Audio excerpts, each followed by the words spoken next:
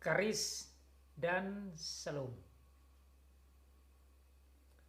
Mari kita menyiapkan hati, pikiran, perasaan kita semua untuk kita mendengar akan firman Tuhan. Teksnya dari Kisah Para Rasul pasal 2 ayat 37 sampai ayat 40. Untuk memahami teks ini saya ingin membaca dari ayat 22 sampai ayat 40. Kisah Para Rasul pasal 2 ayat 22 sampai ayat 40. Demikian bunyi firman Tuhan. Hai orang-orang Israel, dengarlah perkataan ini. Yang aku maksudkan ialah Yesus dari Nazaret, seorang yang telah ditentukan Allah dan yang dinyatakan kepadamu dengan kekuatan-kekuatan dan mujizat-mujizat dan tanda-tanda yang dilakukan oleh Allah dengan perantaraan Dia di tengah-tengah kamu, seperti yang kamu tahu. Dia yang diserahkan Allah menurut maksud dan rencananya telah kamu salibkan dan kamu bunuh oleh tangan bangsa-bangsa durhaka. Tetapi Allah membangkitkan Dia dengan melepaskan Dia dari sengsara maut, karena tidak mungkin Ia tetap berada dalam kuasa maut itu. Sebab Daud berkata tentang Dia, aku senantiasa memandang kepada Tuhan, karena Ia berdiri di sebelah kananku, aku tidak goyah. Sebab itu hatiku bersuka cita dan jiwaku bersorak-sorak, bahkan tubuhku akan diam dengan tenteram. Sebab Engkau tidak menyerahkan aku kepada dunia orang mati, dan tidak membiarkan orang kudus-Mu melihat kebinasaan. Engkau memberitahukan kepadaku jalan kehidupan. Engkau akan melimpahi aku dengan sukacita di hadapan-Mu. Saudara-saudara, aku boleh berkata-kata dengan terus terang kepadamu tentang Daud, bapa bangsa kita. Ia telah mati dan dikubur, dan kuburannya masih ada pada kita sampai hari ini. Tetapi ia adalah seorang nabi, dan ia tahu bahwa Allah telah berjanji kepadanya dengan mengangkat sumpah bahwa Ia akan mendudukan seorang dari keturunan Daud sendiri di atas takhtanya. Karena itu Ia telah melihat ke depan dan telah berbicara tentang kebangkitan Mesias ketika Ia mengatakan bahwa Dia tidak ditinggalkan di dalam dunia orang mati, dan bahwa dagingnya tidak mengalami kebinasaan. Yesus inilah yang dibangkitkan Allah, dan tentang hal itu kami semua adalah saksi. Dan sesudah Ia ditinggikan oleh tangan kanan Allah dan menerima Roh Kudus yang dijanjikan itu, maka dicurahkannya apa yang kamu lihat dan dengar di sini. Sebab bukan Daud yang naik ke surga, malahan Daud sendiri berkata, Tuhan telah berfirman kepada Tuanku, duduklah di sebelah kananku, sampai kubuat musuh-musuhmu menjadi tumpuan kakimu. Jadi seluruh kaum Israel harus tahu dengan pasti bahwa Allah telah membuat Yesus yang kamu salibkan itu menjadi Tuhan dan Kristus.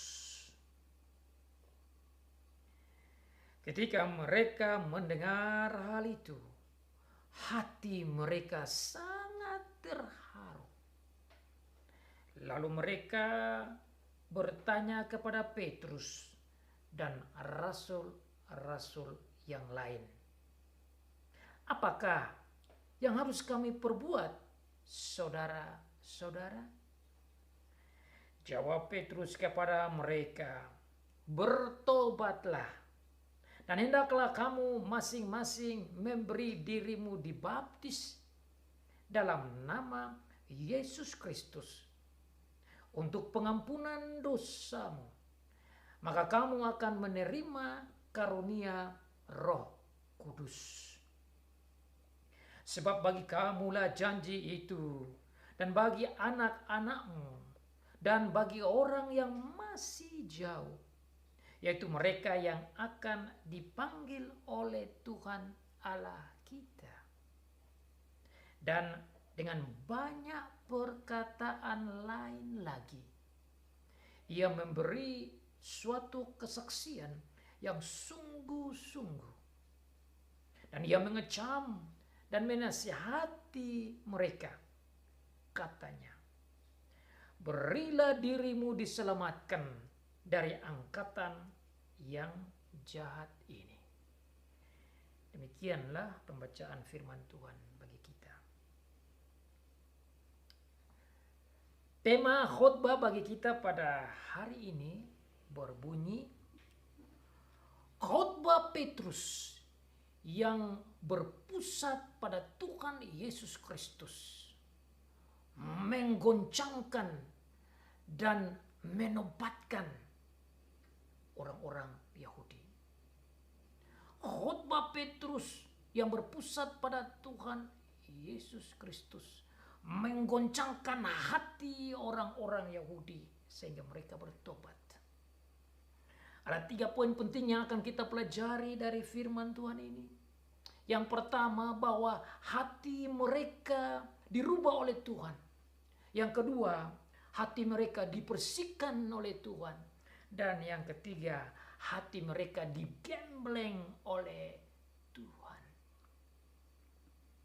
Teks kita berbunyi, ketika mereka mendengar hal itu, hati mereka sangat terharu. When they heard the speech, the sermon, the preaching of Peter, their hearts were pierced. And then they asked Apostle Peter as well as the other apostles, what should we do, brothers? Tatkala mereka mendengar, saya mau gali kata mendengar. Tatkala mereka mendengar apa?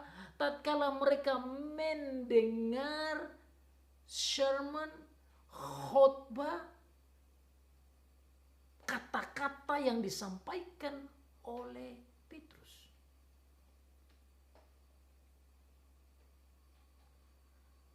Petrus menyampaikan khotbahnya kepada mereka yang ada pada saat itu yang begitu banyak.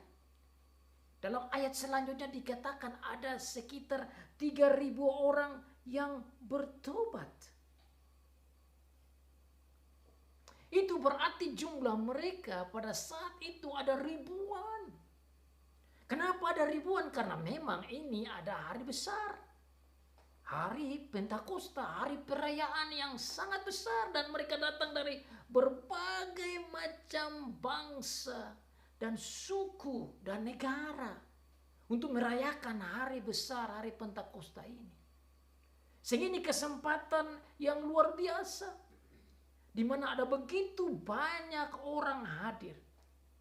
Dan saat mereka hadir di sana, Roh Kudus dicurahkan.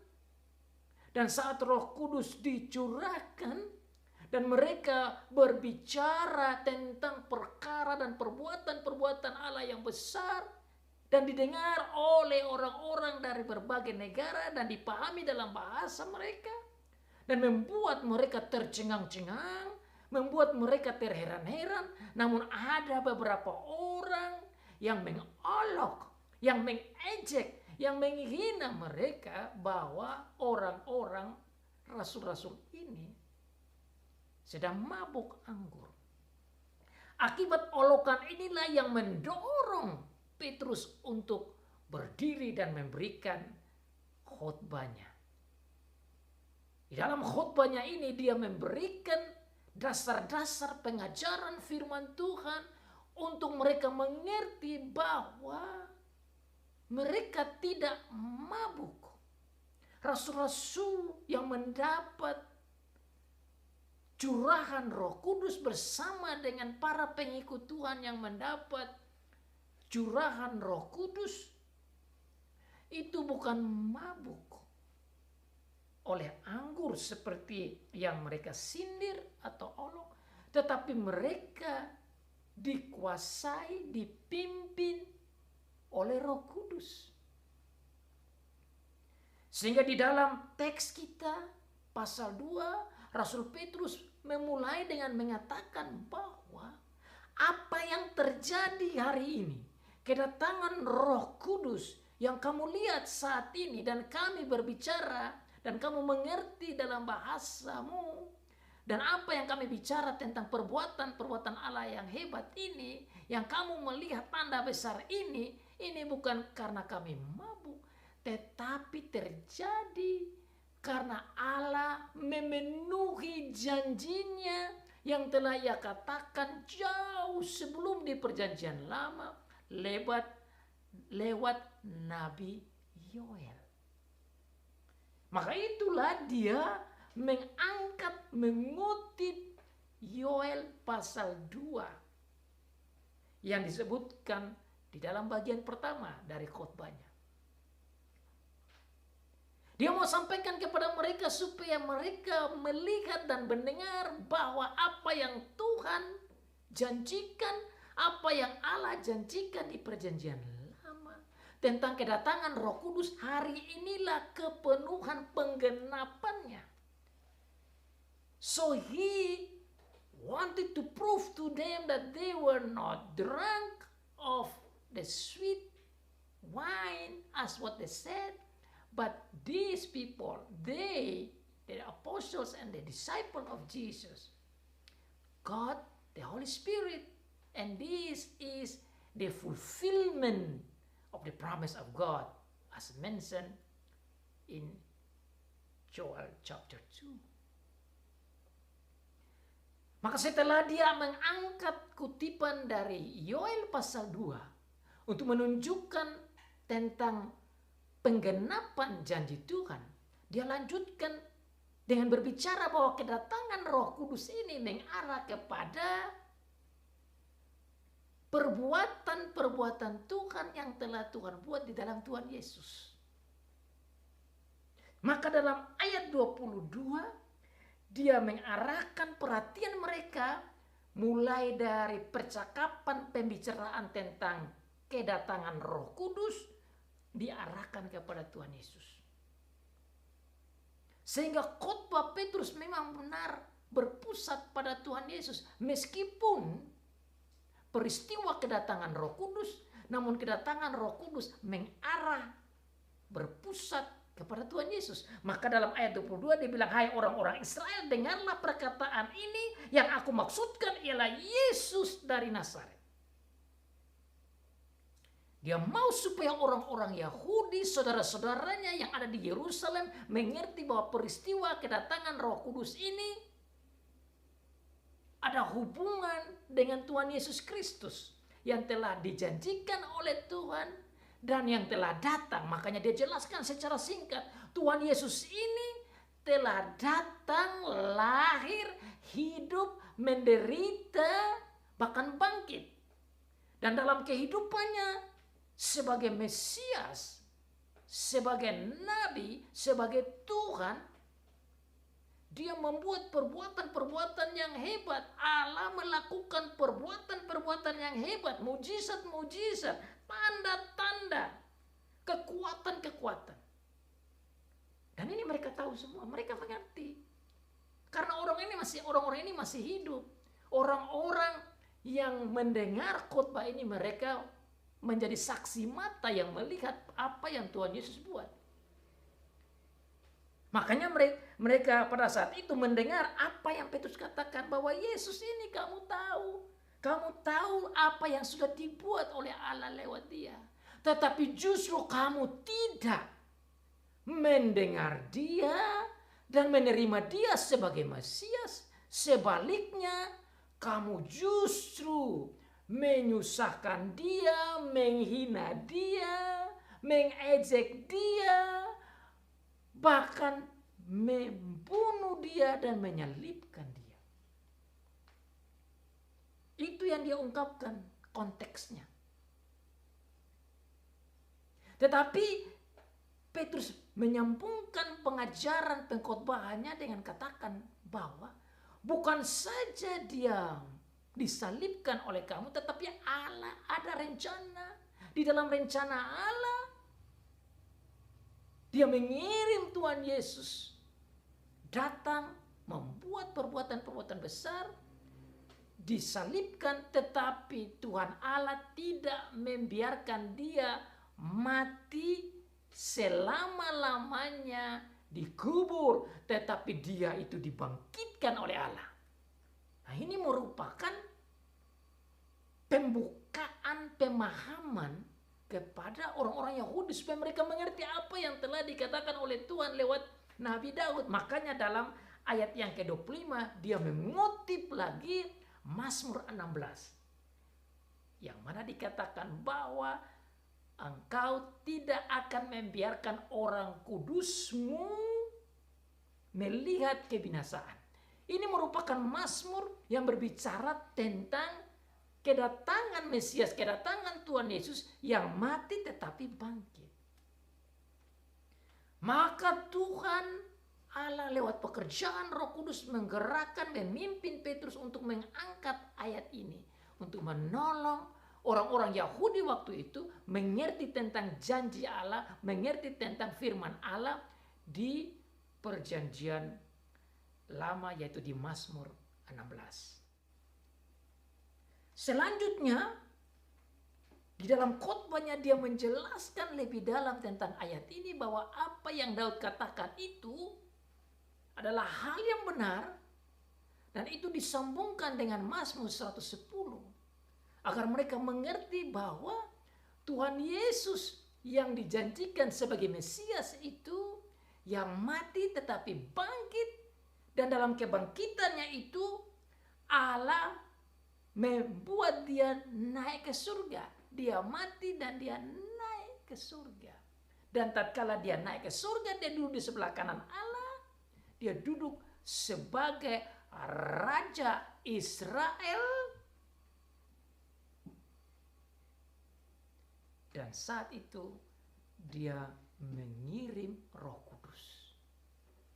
Itu yang dijelaskan dalam ayat selanjutnya. Bukti-bukti ini disampaikan oleh Petrus kepada orang-orang Yahudi saat itu. Apa maksudnya? Supaya mereka mengerti bahwa Yesus yang mereka salibkan, Yesus yang mereka bunuh itu adalah Mesias itu sendiri. Makanya dalam ayat yang ke-36 dia menutup khotbahnya dengan katakan, jadi seluruh kaum Israel harus tahu dengan pasti bahwa Allah telah membuat Yesus yang kamu salibkan itu menjadi Tuhan dan Mesias. Itu kesimpulannya.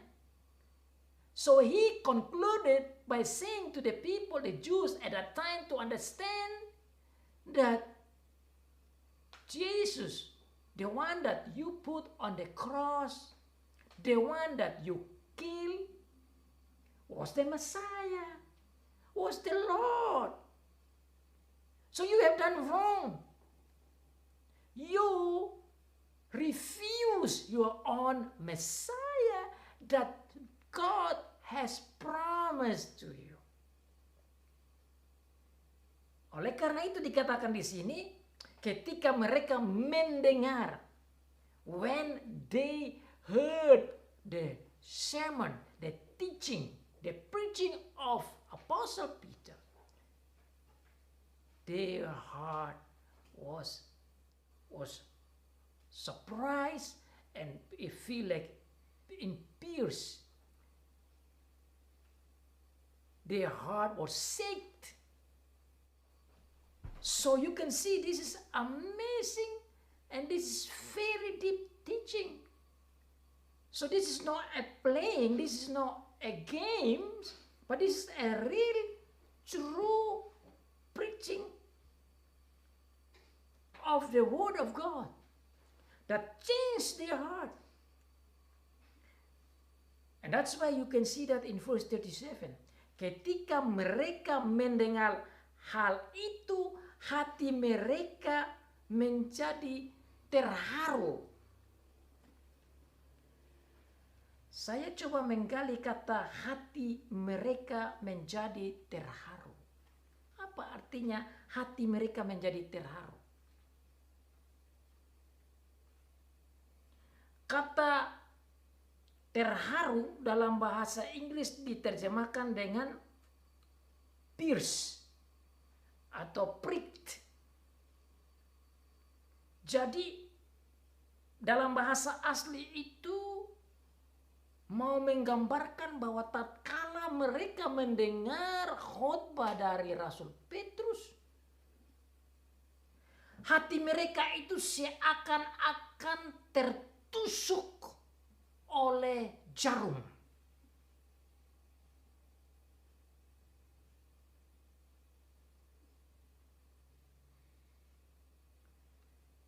Penetrate with a needle or sharp instrument into their hearts. They were pricked in their hearts.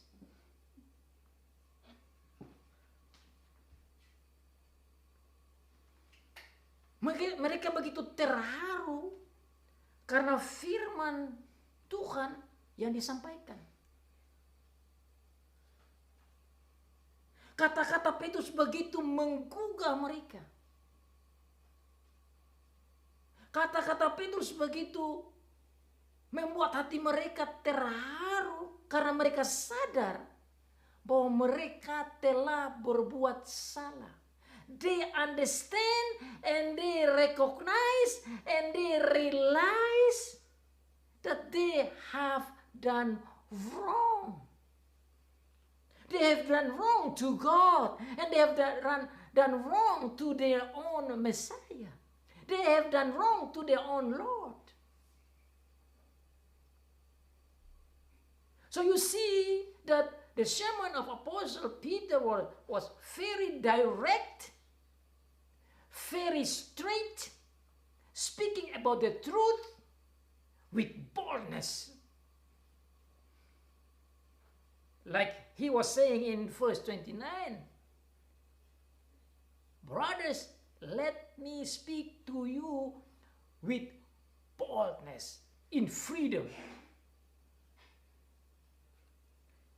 Jadi Petrus begitu berani memberitakan firman Tuhan ini. Bukan karena Petrusnya, tapi karena Tuhan bekerja di dalam hatinya untuk berani menyampaikan kebenaran-kebenaran ini. Untuk berani menyatakan fakta-fakta yang telah terjadi Untuk berani menjadi saksi Tuhan Yesus. Dan ini merupakan pemenuhan dari apa yang Tuhan Yesus katakan sebelum-sebelumnya, bahwa kamu akan menjadi saksiku. Petrus sebelumnya penakut. Petrus was so scared. Peter was so afraid. Not only Peter, also the other disciples. They were afraid. They hide themselves inside the house and they lock themselves in the house. All the doors were locked. That shows how afraid they were. Not only that, Peter was so scared when people asked him, do you know him? Do you know Jesus? He said, I do not know him. I do not know him. I do not know him. So 3 times he denied Jesus because of his afraidness, because of his fearful. Jadi saudara lihat di sini, Petrus takut terhadap orang-orang Yahudi ini. Petrus menyangkal Tuhan Yesus karena ketakutan. Tetapi dalam ayat 37 di sini ada satu kebalikan. Something changed around, upside down. Before Peter was afraid, now he is so brave. Before the people of Israel so brave and make Peter and the other disciples afraid, now if you see here, they seem to be afraid. Jadi saudara lihat di sini, sebelumnya Petrus dan murid-muridnya takut. Sekarang justru terbalik, orang-orang Yahudi ini yang menjadi takut. Kenapa saya katakan mereka menjadi takut? Karena dalam ayat selanjutnya dikatakan, saudara-saudara, apa yang harus kami buat? Ini menunjukkan suatu sikap ketakutan, kebingungan, tidak ada harapan, tidak ada jalan keluar. Jadi dengan kalimat tatkala mereka merasa terharu, ini kata ini dalam sekali. Kata merasa terharu ini bukan saja merasa bahwa oh saya sedih saja. Bahasa Indonesia katakan merasa terharu seperti merasa sedih, merasa iba, tetapi itu bukan maksudnya. Di dalam konteks di sini kata merasa terharu dihubungkan dengan apa yang terjadi. Ini berarti mereka merasa bersalah, mereka merasa sedih, mereka merasa telah berbuat salah terhadap Mesiasnya, terhadap Tuhan. Dan mereka merasa bahwa mereka telah berbuat dosa. Jadi kata terharu ini sangat dalam. They were pricked in their heart. Their heart feels like there is a needle penetrate into their heart. Jadi hatinya itu, hati mereka itu kalau mendengar firman dan khotbah dari yang Rasul Petrus, mereka punya hati seperti tertusuk jarum.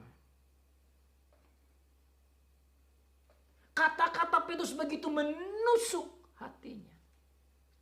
Kata-kata Petrus begitu masuk ke dalam hati mereka dan mereka tergugah. Dan mereka rasa sedih. Dan mereka melihat betapa mereka telah berbuat salah. Kalimat ini sangat penting untuk kita renungkan bersama-sama. Bagaimana Tuhan di dalam menggunakan Rasul Petrus membuat orang-orang ini menjadi berubah hatinya. Ini adalah pekerjaan Tuhan. Pekerjaan Tuhan di dalam merubah Petrus yang tidak berani menjadi berani. Pekerjaan Tuhan yang membuat Petrus yang penakut menjadi berani. Yang tidak berani katakan kebenaran menjadi berani menyatakan kebenaran. Tetapi sekaligus pekerjaan Tuhan yang membuat orang-orang Yahudi yang berani dengan kejahatan sekarang menjadi takut karena kejahatan itu.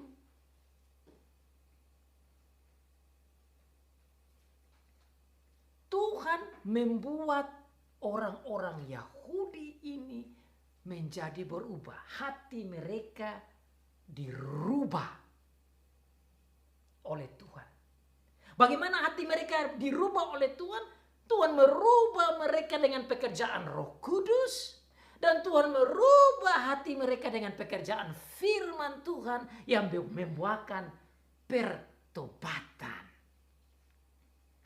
So God Himself changed their heart to repent. God changed their heart with the work of the Holy Spirit as well as the work of the preaching of the word. This what you see, the faith comes out. The faith comes from the preaching of the word of Christ. Jadi iman mereka menjadi bertumbuh karena pekerjaan Roh Kudus di dalam mereka dan firman Tuhan. Makanya firman katakan iman timbul karena pendengaran firman Kristus. Iman bukan timbul karena pendengaran firman tentang politik atau tentang ekonomi atau tentang uang atau tentang manusia atau tentang jiwa atau tentang hal-hal duniawi lain, tapi iman timbul karena pengkhotbahan tentang Tuhan Yesus Kristus. Itulah iman yang sejati. Orang-orang ini bertobat dan imannya bertumbuh karena pengkhotbahan tentang Tuhan Yesus Kristus. Makanya saudara-saudara, dalam awal khotbah ini saya sampaikan bahwa khotbah Petrus berpusat pada Tuhan Yesus Kristus. The sermon of Peter focused on our Lord Jesus Christ that bring faith. Khotbahnya berpusat pada Tuhan Yesus Kristus. Pekerjaannya, hidupnya, sengsaranya, mujizatnya, kekuatannya, tanda-tandanya, pelayanannya, kematiannya, kebangkitannya, kenaikannya, bahkan Roh Kudusnya turun. Itulah khotbah yang bisa membuat iman bertumbuh. Itu yang khotbah yang bisa membuat orang menjadi percaya.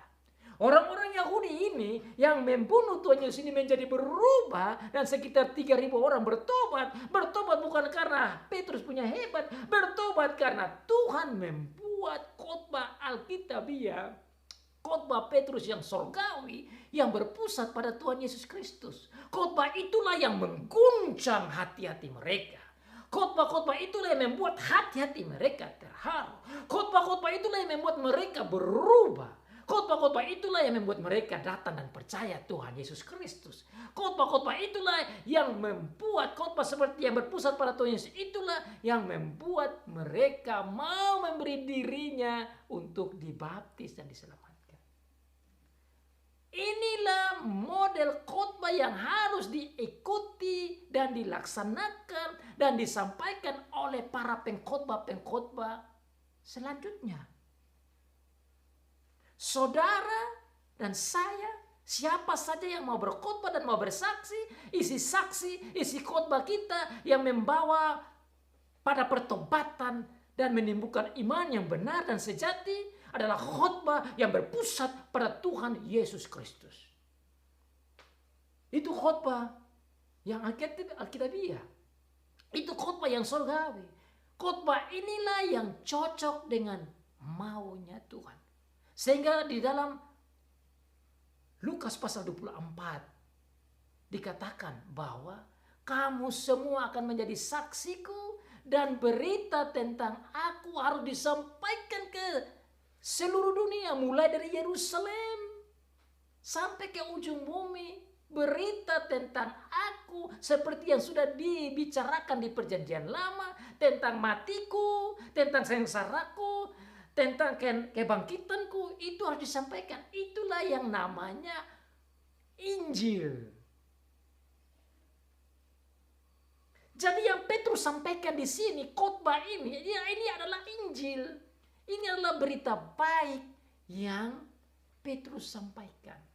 Injil ini yang disampaikan kepada orang Yahudi, dan akibat dari Injil ini orang Yahudi menjadi percaya. Akibat dari berita inilah mereka bilang, saudara-saudara, apakah yang harus kami perbuat? Ini adalah ungkapan penyerahan diri. Ini adalah ungkapan dari orang-orang yang bertobat. Ini adalah ungkapan dari orang-orang yang siap untuk mengikuti Tuhan Yesus Kristus. Jadi khotbah yang benar. Khotbah yang bisa merubah orang untuk memiliki iman yang benar dan sejati. Khotbah yang membuat orang bertobat secara sejati. Khotbah yang mengguncangkan hati orang menjadi hati surgawi. Yaitu khotbah yang berisikan dan berpusat pada Tuhan Yesus Kristus. Itulah yang Petrus sampaikan. Itulah yang membuat mereka menjadi terharu. Dan mereka mengatakan, apa yang harus kami buat? Dengan mengatakan begitu, saudara-saudara, orang-orang Yahudi ini menyadari bahwa mereka telah berbuat salah. Dengan mengatakan, saudara-saudara, apa yang harus kami buat sekarang? Menunjukkan bahwa apa yang Petrus omong itu betul. Mereka mengakui bahwa betul Roh Kudus yang datang ini betul dari Allah dan sesuai dengan janji Tuhan. Mereka akui bahwa Yesus adalah Mesias. Mereka akui bahwa Yesus adalah Tuhan. Mereka akui bahwa Yesus yang datang dengan perbuatan-perbuatan yang besar dan keajaiban-keajaiban dan tanda-tanda dan kekuatan-kekuatan itu betul. Mereka akui bahwa apa yang diangkat oleh Petrus dari Mazmur 16, Mazmur 110, bahwa Tuhan Yesus akan mati dan bangkit dan duduk di sebelah kanan Allah yang menjadi Mesias dan Tuhan, itu benar.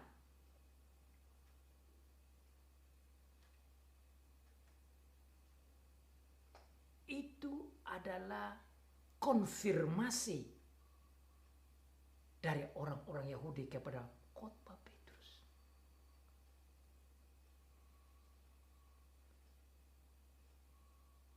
Poin yang berikut yang kita bisa lihat, tatkala dia katakan, apakah yang harus kami perbuat, saudara-saudara? Kata saudara-saudara itu satu hal yang bagi saya sangat menarik. Kenapa? Karena dengan mengatakan saudara-saudara, menunjukkan bahwa orang-orang Yahudi ini menghargai Petrus dan rasul-rasul. Menunjukkan bahwa mereka sekarang menghormati Petrus dan rasul-rasul. Kenapa? Karena sebelumnya itu mereka tentu menganggap enteng para pengikut Tuhan Yesus. Tuhan Yesus saja mereka salibkan, Tuhan Yesus saja mereka bunuh. Berarti pengikut-pengikutnya itu juga mereka hina dan mereka tidak hargai. Tetapi karena khotbah yang berdasarkan kebenaran, yang berpusat pada Tuhan Yesus, merubah hati mereka. Dan bahkan mereka menghormati Petrus dan rasul-rasul. Maka dikatakan saudara-saudara. Ini merupakan buah dari hati yang dirubah oleh pekerjaan Allah. Ini merupakan bukti dari hati yang digoncangkan oleh Roh Kudus dan firman Tuhan. Jadi kalau orang yang sudah dirubah oleh Tuhan, hatinya itu berubah. Ini buktinya. Maka mereka katakan, apakah yang harus kami buat?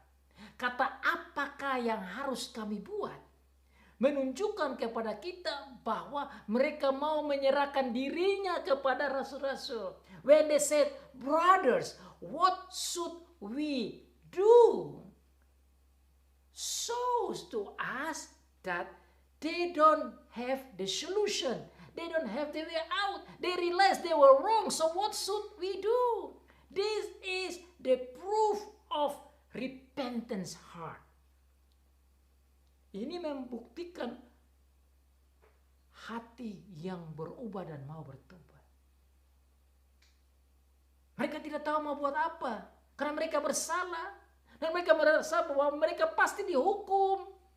Mereka tahu bahwa pasti mereka akan dihakimi oleh Allah. Karena mereka telah melanggar firman Allah. Mereka telah melawan Allah. Dan ini bagi orang Yahudi ini sangat menakutkan sekali. Dan bukan saja perbuatan-perbuatan ini langsung, ini bukan perbuatan terhadap orang lain, ini langsung kepada Tuhan mereka, langsung kepada Mesias yang Tuhan janjikan. Saudara harus bayangkan, ini sangat dalam, ini sangat menusuk sekali, dan sangat menyakitkan, dan sangat terasa bersalah sekali. So they feel so pain inside.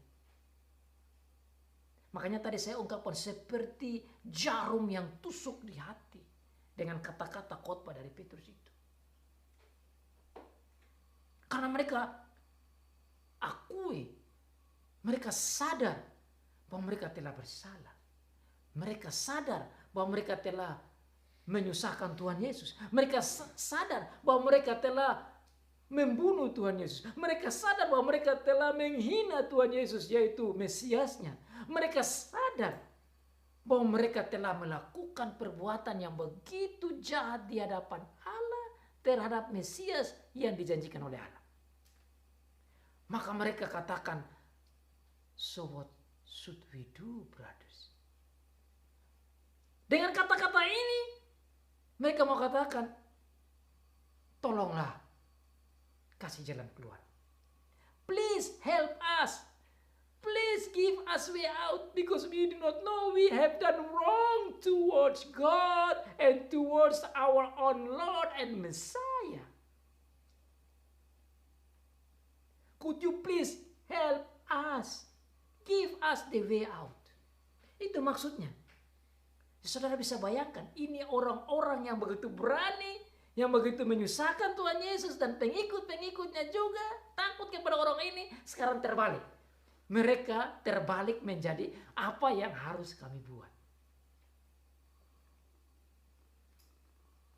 Ini bukti orang yang mau bertobat. Tatkala dia merasa bersalah, dia bertanya, jalan keluarnya bagaimana? Apa yang harus kami perbuat?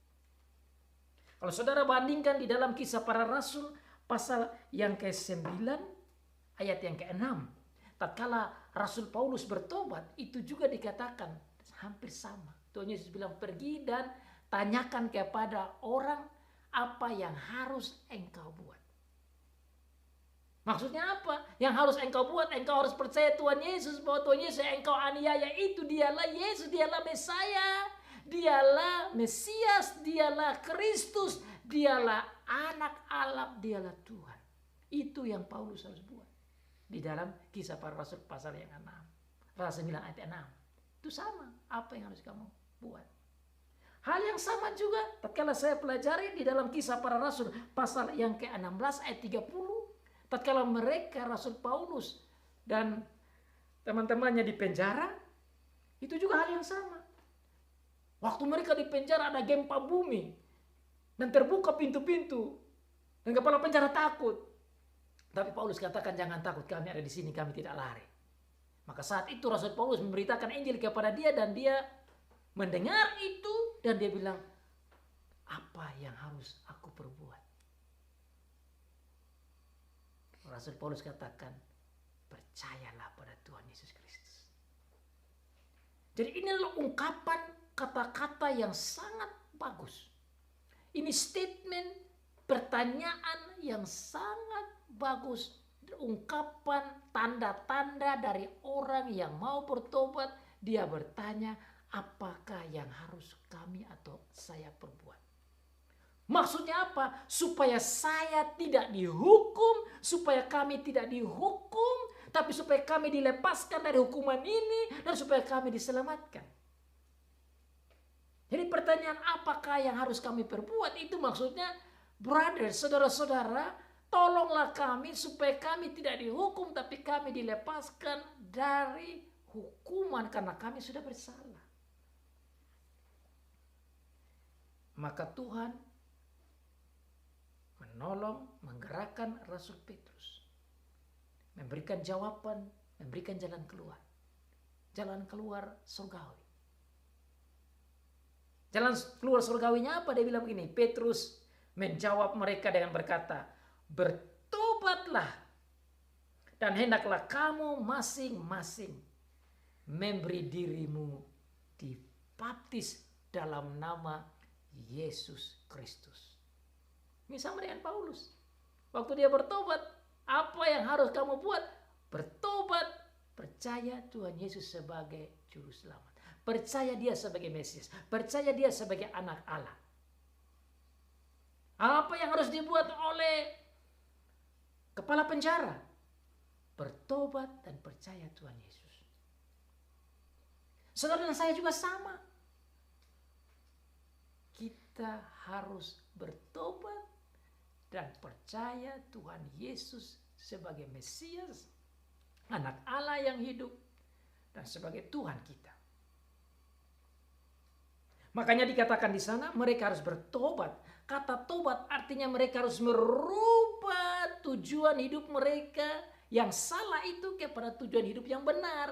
Dari yang menolak Tuhan Yesus menuju pada menerima Tuhan Yesus.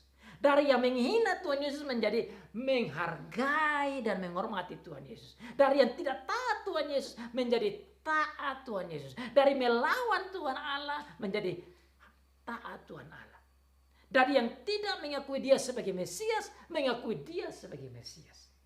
Ini maksudnya pertobatan itu. Kata tobat, bertobatlah. Maksudnya rubah pola pikiranmu, hatimu, pandanganmu, tujuanmu yang salah kemarin. Rubah itu. Maksudnya apa? You must become a new creation, a new man, a new mind, a new purpose, a new heart, a new life. Itu maksudnya. Mereka harus bertobat, dalam arti mereka harus memiliki pikiran yang baru, tujuan yang baru, hati yang baru, jiwa yang baru, hidup yang baru, menjadi ciptaan baru di dalam Kristus. Itu maksudnya.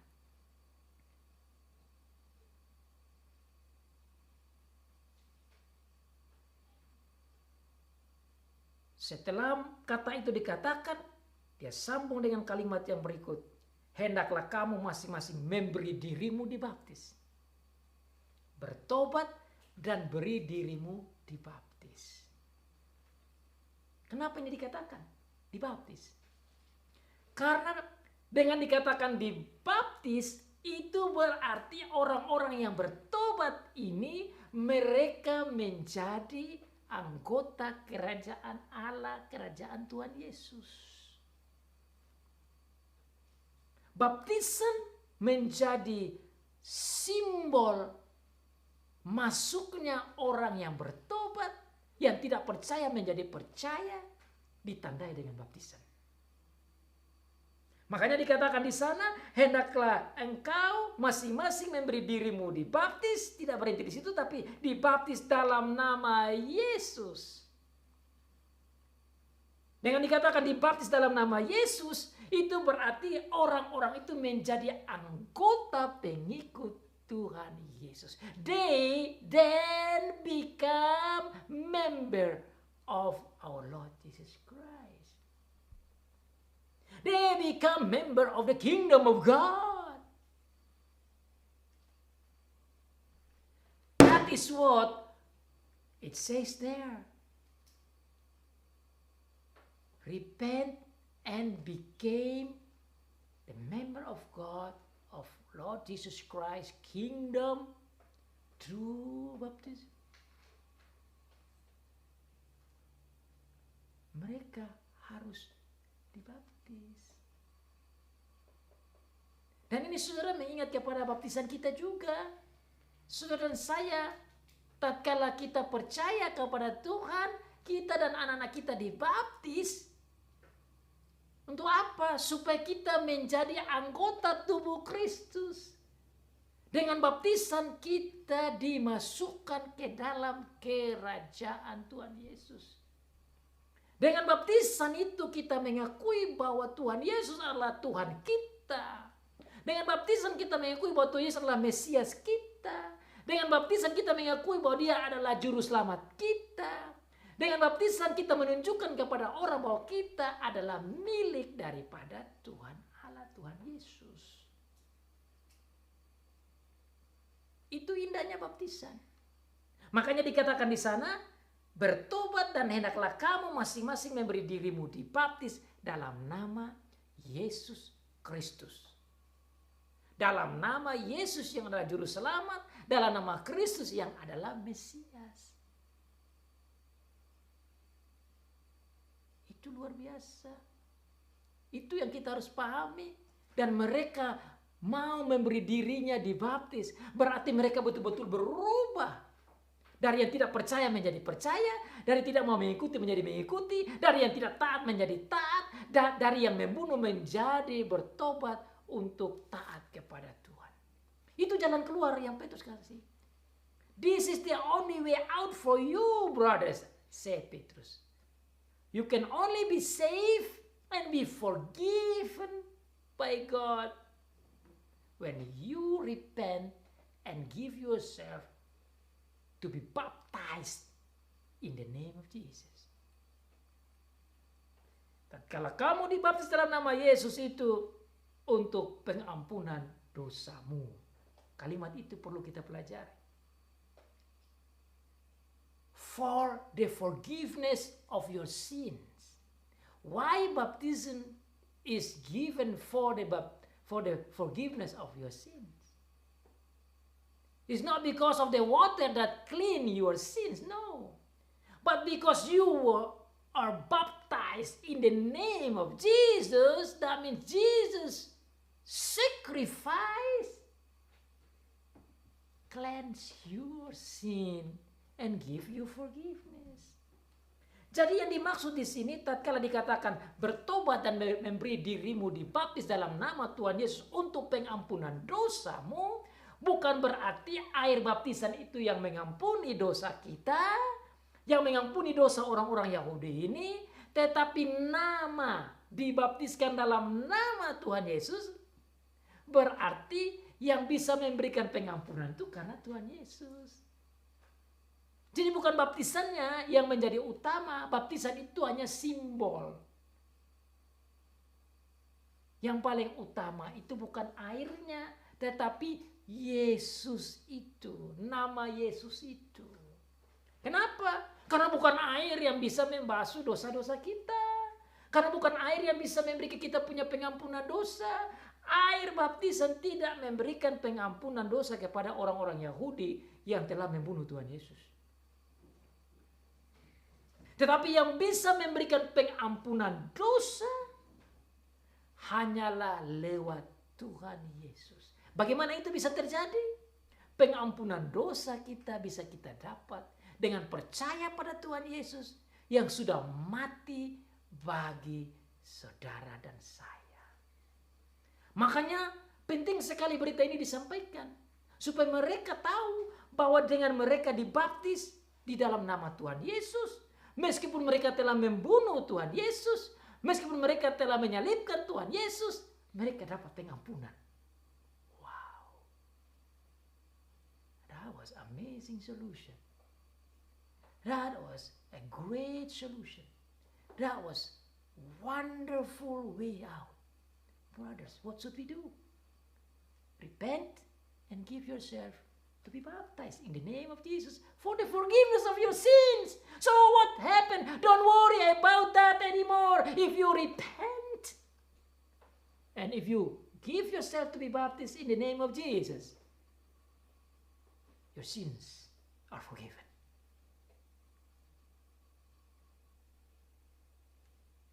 You don't have to worry. You don't have to be afraid. But receive this good news that because of Jesus' sacrifice, because believe in Jesus, you are forgiven and be saved. Jadi saudara, ini kesimpulan terakhir yang meminta action, yang meminta sikap, yang meminta tindakan dari orang-orang yang sudah sadar. Supaya mereka action, supaya mereka segera bertindak. Tindakannya apa? Yaitu tindakan pertobatan hati. Dan mereka hanya bisa melaksanakan ini bukan karena kelebihan mereka, bukan karena kebolehan mereka, tapi karena kebolehan, kehebatan, kasih karunia Allah.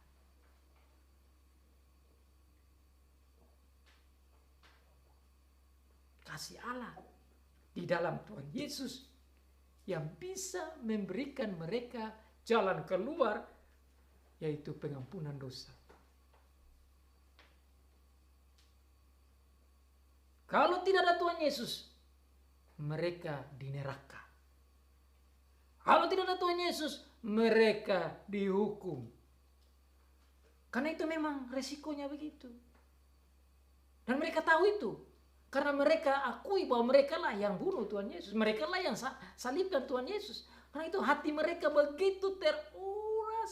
Hati mereka begitu sedih. Hati mereka begitu terharu dan tergoncang. Dan menjadi takut. Kenapa sih mereka dihukum? Tapi luar biasa jawaban Tuhan lewat Petrus. Kamu mendapat pengampunan. Wow. Your sins are forgiven because of Jesus. Tapi ayat seperti begini, saudara, bukan saja kepada orang-orang Yahudi waktu itu yang memang menghina, membunuh Tuhan Yesus. Tapi saudara dan saya juga. Karena saudara dan saya tidak bisa selamat dengan perbuatan baik kita. Tidak ada satu orang pun yang sempurna. Nabi-nabi, rasul-rasul juga tidak sempurna. Apalagi kita. Semua dari kita seperti Alkitab katakan, tidak ada satu manusia pun yang benar. Pembohong adanya manusia-manusia pembuat dosa. Saudara dan saya ini tidak sempurna. Adalah manusia berdosa yang membutuhkan Tuhan Yesus. Dan syukur karena Tuhan Yesus yang adalah Allah yang mau datang menjadi seperti kita manusia dan mau memenuhi seluruh perintah Tuhan, bahkan rela dihukum untuk memenuhi keadilan Tuhan. Di dalam Dia kita dibenarkan. Di dalam Dia kita dapat jalan keluar. Jadi pertanyaan daripada orang Yahudi waktu itu juga harus kita tanya juga, what should we do, brothers? Brothers selama ini sebenarnya bukan saja kepada Petrus. Mereka mau tanya kepada hamba-hamba Tuhan. Sama dengan mereka mau tanya kepada Tuhan, ya Tuhan, apa yang harus kami buat? Maka Tuhan memberikan jawaban lewat Petrus. Yang kamu harus buat yaitu bertobat, beri diri di baptis di dalam nama Tuhan Yesus untuk pengampunan dosamu. Saudara, saya juga begitu. Itu yang harus kita buat. Apa yang harus kita buat, Tuhan? Bertobat, beri dirimu dibaptis di dalam nama Tuhan Yesus. Dan bersyukurlah kita dibaptis dalam nama Tuhan Yesus. Bersyukur bagi siapa yang sudah terima Tuhan Yesus menjadi juru selamat. Bersyukurlah bagi siapa yang bukan saja terima tapi yang taat dan akui dan dengar Tuhan Yesus sebagai juru selamatnya, sebagai Mesiasnya, sebagai Tuhannya. Dia mendapat pengampunan dosa. Dia mendapat keselamatan.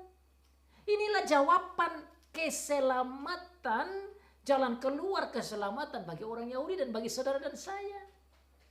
Makanya saudara-saudara, Rasul Paulus katakan dalam Roma pasal 7.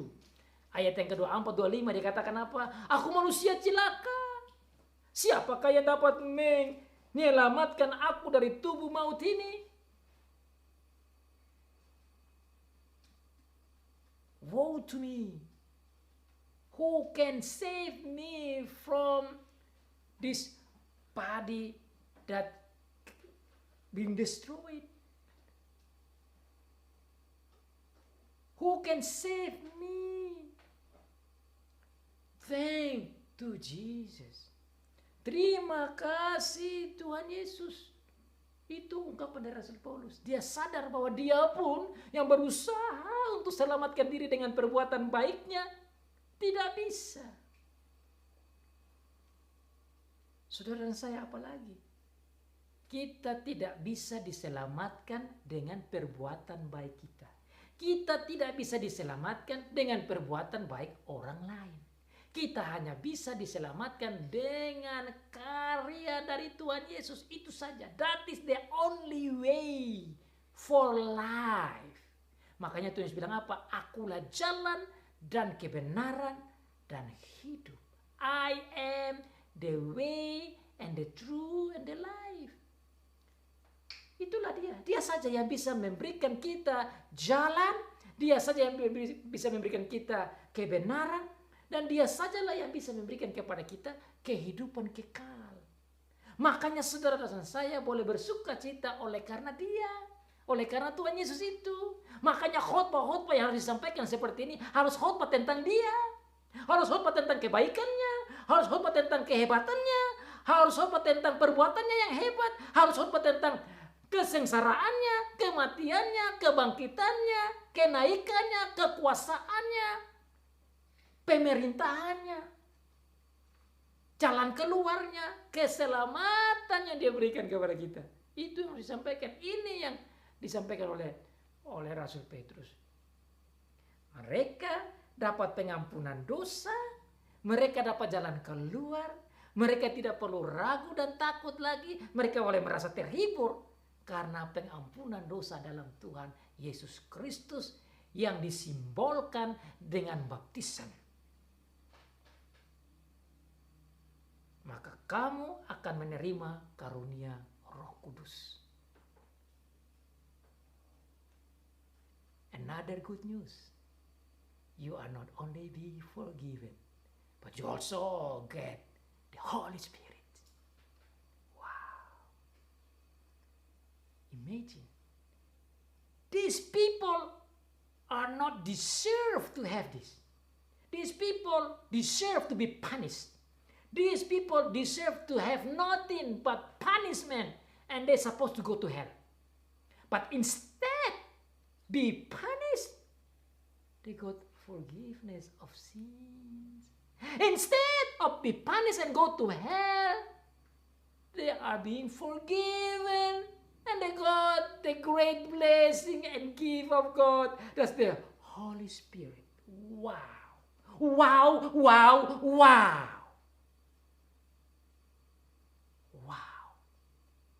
Can you imagine that? You're supposed to be punished, but you've been forgiven. You're supposed to be condemned, but you are forgiven. You're free. You're safe.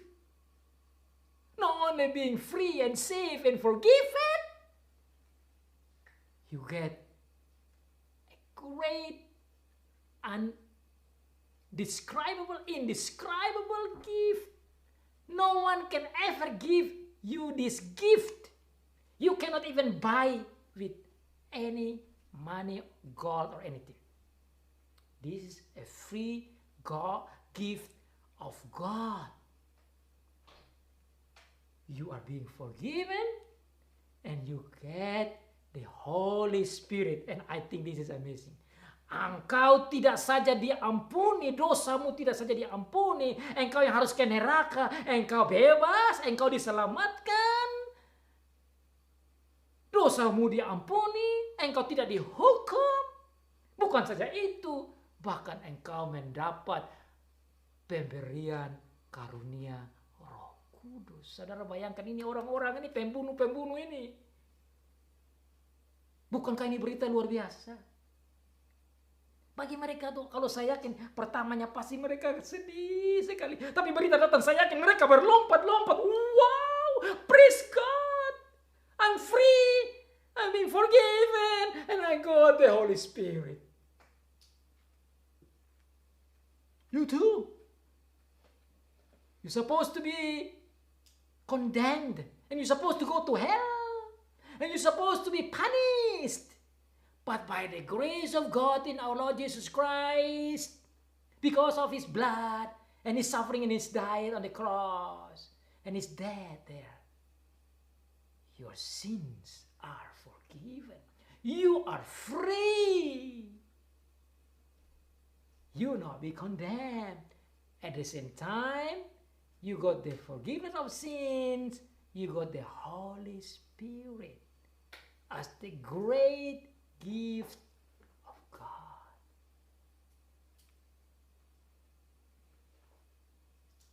Can you imagine that? Bisa saudara bayangkan, ini orang-orang yang harus dihukum, yang harus masuk di neraka, yang harus dapat hukuman, tetapi dibebaskan, diampuni, bahkan terima berkat pemberian Roh Kudus. Kata akan menerima karunia Roh Kudus bagi saya ini luar biasa. Masa orang bersalah tidak dihukum, dibebaskan. Sudah dibebaskan, dapat hadiah lagi. Can you imagine that? When somebody do something wrong, they're supposed to be punished. But instead of getting the punishment, you got the freedom, you got the forgiveness, but also you got the gift. Look at that. That's why I say, wow, wow, wow, wow, wow, wow. You cannot describe that amazing love of God in our Lord Jesus Christ. Another wow that I can say to you is, how could this possible,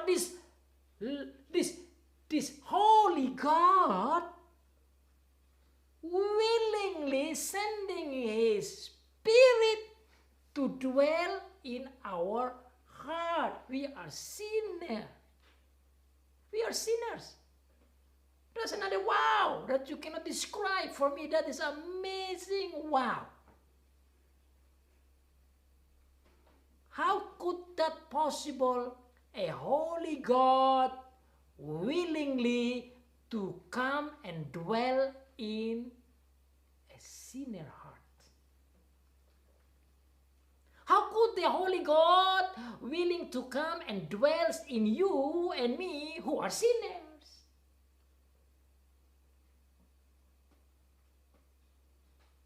Won't you say wow with me? Won't you? You will have to say wow. That's why I say wow, wow, wow. Why I say wow, wow, wow? Because I cannot describe it anymore, but I just say wow, wow, wow, wow, until maybe billion of wows. Because I cannot describe it anymore. How could that possible? Sinner don't get punishment. Sinner don't go to hell anymore because of Jesus Christ.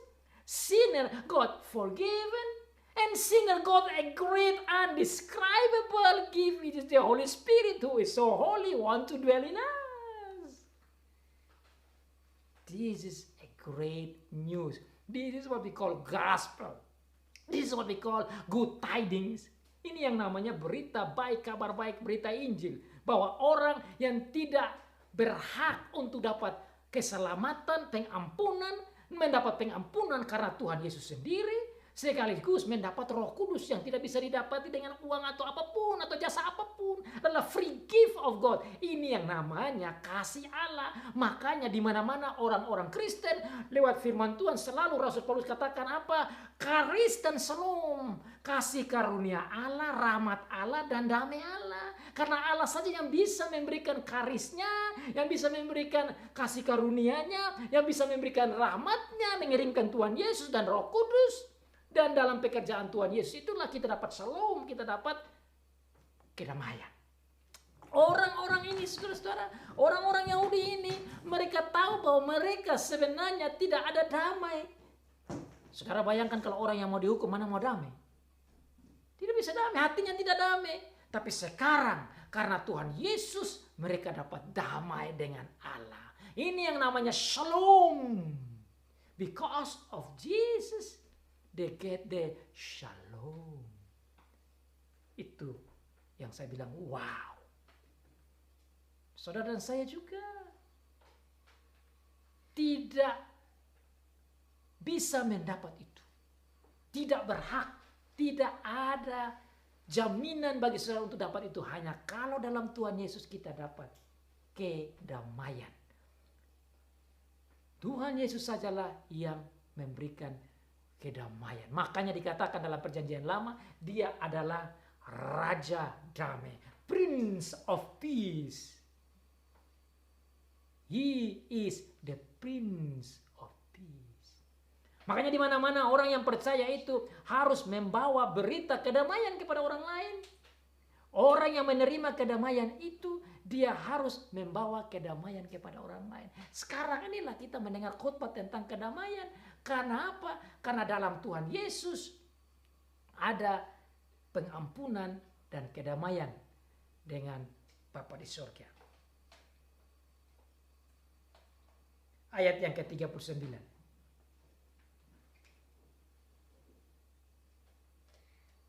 Dikatakan di sana, sebab bagi kamulah janji itu, dan bagi anak-anakmu, dan bagi orang yang masih jauh.